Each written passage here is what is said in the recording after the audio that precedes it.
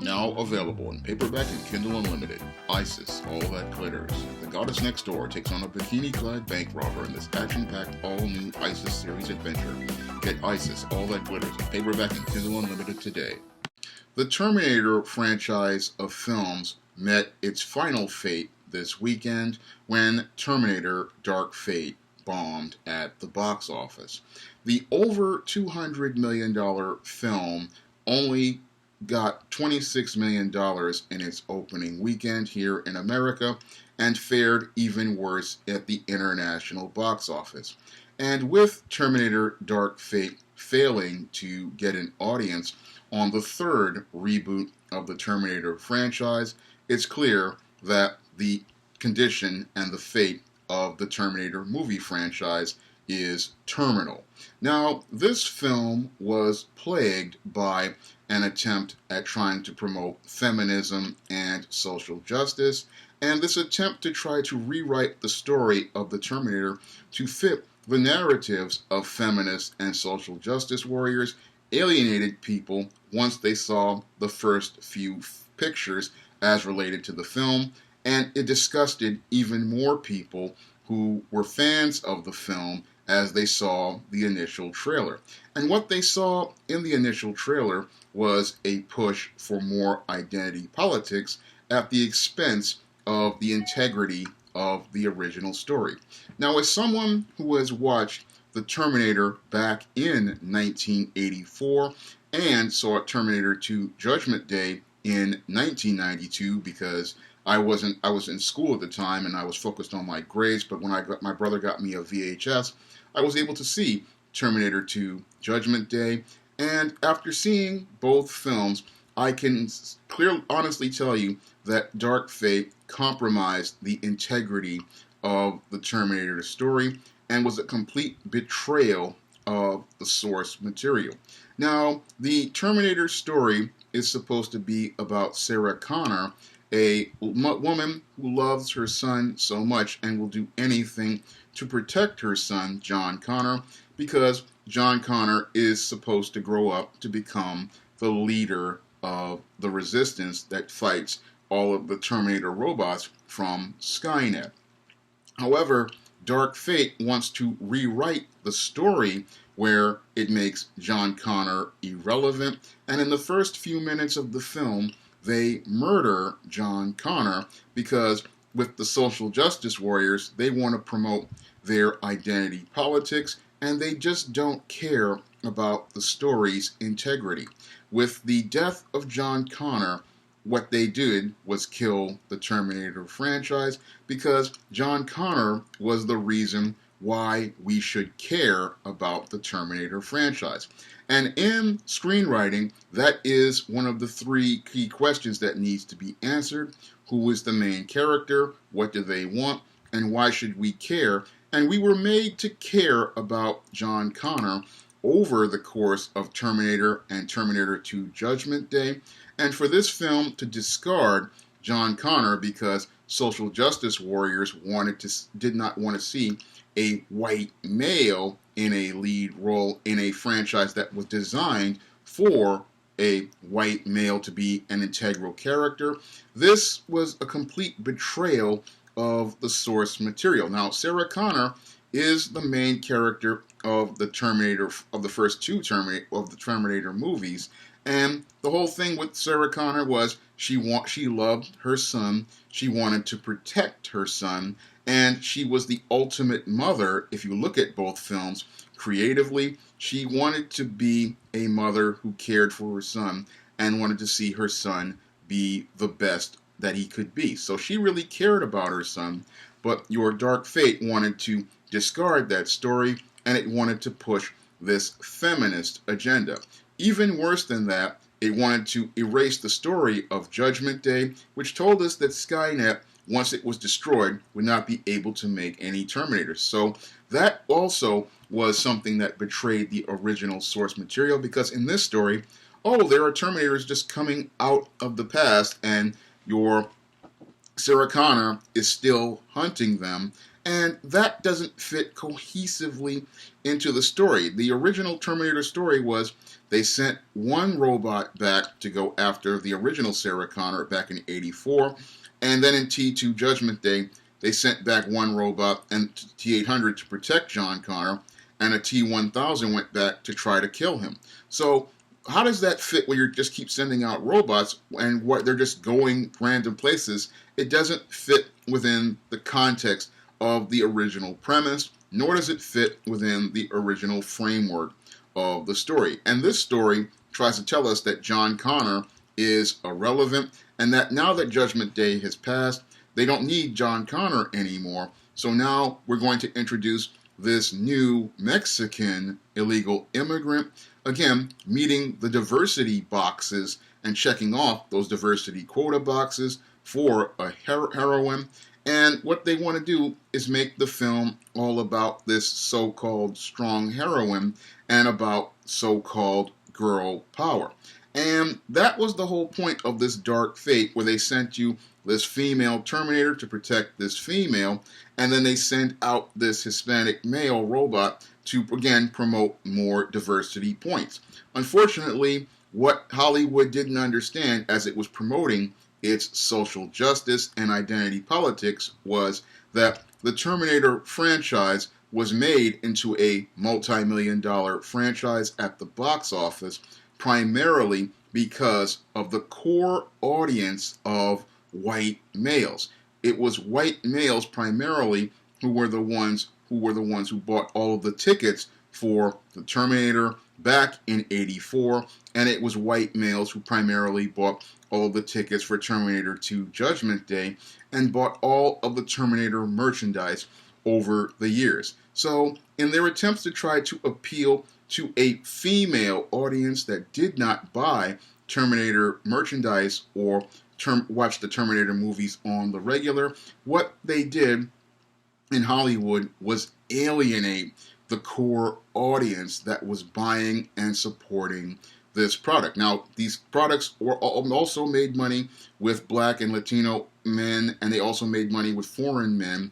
However, the core audience that put these movies primarily over in the United States and Canada was primarily white males. So to say that you're going to promote diversity, that's basically throwing up a middle finger up at one of the core audiences for action films, because what your social justice warriors want to do in the name of so-called fairness and diversity with this film was push the idea of making an action movie for women. But as someone who has grown up watching action movies ever since the 80s, where these films started to become more popular and in vogue, I can tell you the core audience for these films has always been male. And usually when guys go see these movies, they go to take their girlfriends on dates to go see them.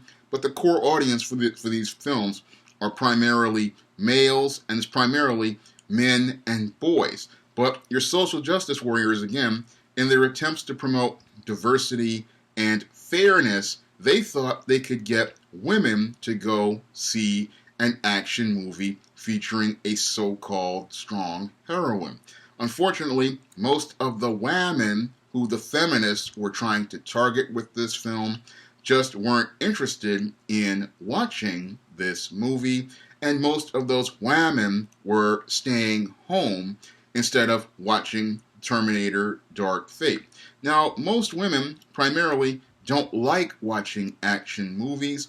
Usually, most women want to see something like romantic comedies or comedies, but Hollywood is obsessed with making a woman into a heroine and trying to build a franchise with a heroine.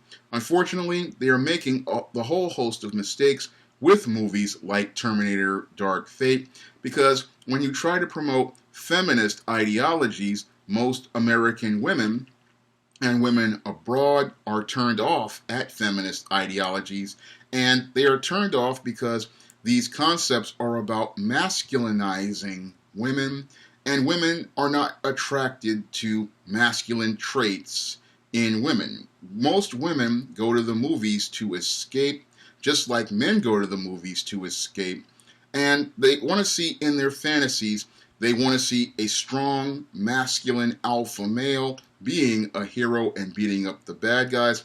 And they want to see a heroine who is strong, but not strong like the man. They want to see the strengths of a woman's character, and that was one of the things that made Terminator 2 Judgment Day a classic. Linda Hamilton's portrayal of Sarah Connor in T1 and T2 showed us the strength of a woman, and those strengths as related to women relate to internal character. It was Sarah Connor's strength of character and resolve in the first Terminator that made her a relatable heroine. She went from a carefree girl to a driven and determined woman looking to look to get protection for her man, Kyle Reese, and looking to preserve her life. And also in T2 Judgment Day, she evolved into the role of a mother who was looking to do anything to protect her son and protect her son's future. So she was a strong woman, and she had this strength of character and resolve to do whatever it took to care for and protect her child. But in this dark fate, the feminists demonized the whole role of motherhood, something many women value and cherish, and makes it look like motherhood is something bad by masculinizing the women in the story.